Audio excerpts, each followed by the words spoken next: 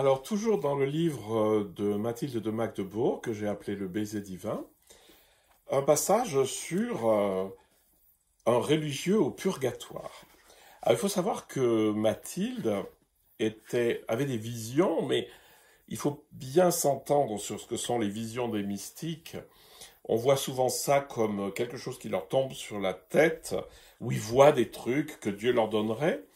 Alors que si on lit les textes, attentivement les textes de Hildegard von Bingen par exemple, on comprend très bien que ce sont des allégories ou des métaphores, des choses qui permettent de comprendre de quoi il s'agit.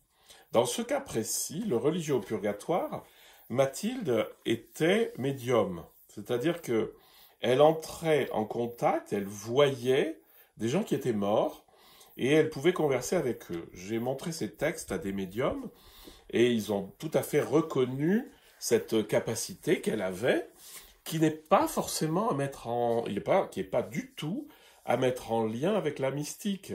La capacité médiumnique est donnée à certaines personnes qui ne sont pas du tout mystiques, mais il y a des mystiques qui l'ont. C'est le cas de Mathilde. Hein.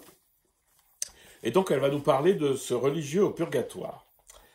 J'ai également vu en vision un religieux dans les peines du purgatoire, bien que je l'ai toujours considéré comme un homme bon pendant sa vie. Alors le purgatoire, je vous explique juste une petite chose, c'est que il y a une séparation entre le purgatoire et l'enfer. L'enfer, c'est la séparation définitive d'avec Dieu, c'est le refus de l'amour qui souffre de lui-même. Le purgatoire, c'est un temps éternel, mais enfin éternel dans le sens où il n'est pas mesurable ici, un temps où finalement on est purifié. Le purgatoire veut dire le feu purificateur, c'est-à-dire les choses qui ne sont pas très claires vont être nettoyées par l'amour, bien sûr.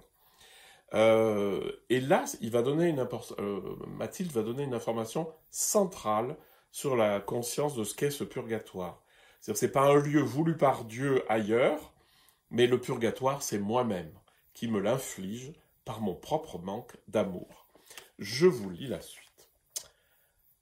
À la mort de ce religieux, j'ai prié 3 mois pour son âme, avec le souci bienveillant qu'il ne lui arrive rien jusqu'au jugement dernier, et que je ne sois pas témoin de ses peines.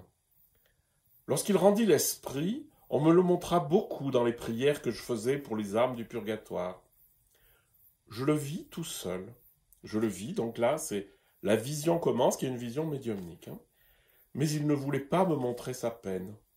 Je le voyais avec un teint pâle, dans un brouillard blanc. Ça aussi, les médiums m'ont confirmé que les visions des défunts qui peuvent leur arriver se font comme dans un brouillard, de manière un peu comme un hologramme, on m'a déjà dit. Je lui ai demandé « Ah, misère, mais pourquoi n'es-tu pas au ciel ?» Il m'a répondu à mots couverts, plein de honte et de remords. Et cette magnifique image qui vient, il lisait un livre en pleurant, et tous les mots du livre l'invectivaient et l'accusaient, mais aussi les mots de tous les autres livres qu'il avait lus. Je pense que pour certains, ça leur fera penser à Harry Potter, où vous savez, je crois que ça s'appelle les hurlantes ou les gueulantes, où une lettre un peu d'engueulade, en fait, elle se manifeste vraiment. Mais là, on est quand même au XIIIe siècle. Il me dit « J'ai trop aimé le monde en pensée, en parole et en action. » Très belle image aussi. 2 dragons se tenaient à ses pieds et aspiraient toutes les consolations que peut procurer la foi chrétienne contre la faiblesse de la volonté. Les dragons, évidemment, ce sont des instances intérieures qui nous empêchent de lâcher. Je lui demandais « Mais où sont tes ennemis qui doivent te tourmenter ?» Parce qu'en fait, dans les visions du purgatoire, souvent, il y a des espèces de petits démons avec leurs petites piques, enfin, comme dans les dessins, les tableaux de Jérôme Bosch. Mais là, il n'y en a pas.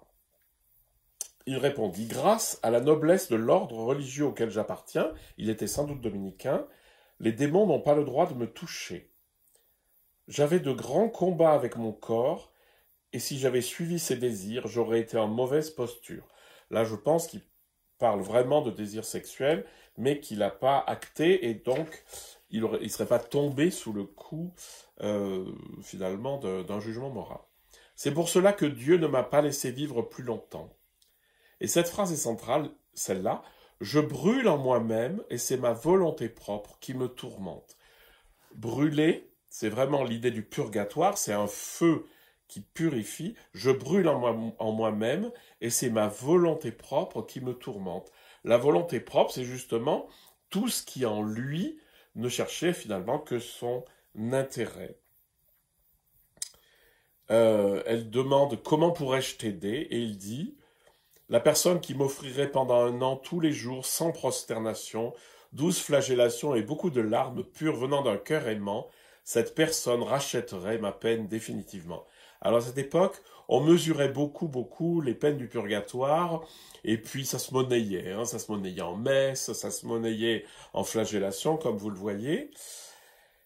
Et il lui dit à la fin, c'est magnifique, et maintenant éloigne-toi de moi. Il reçut alors l'image du démon en lui, se mit à brûler et demeura muet devant moi. C'est qu'elle est témoin de ses souffrances.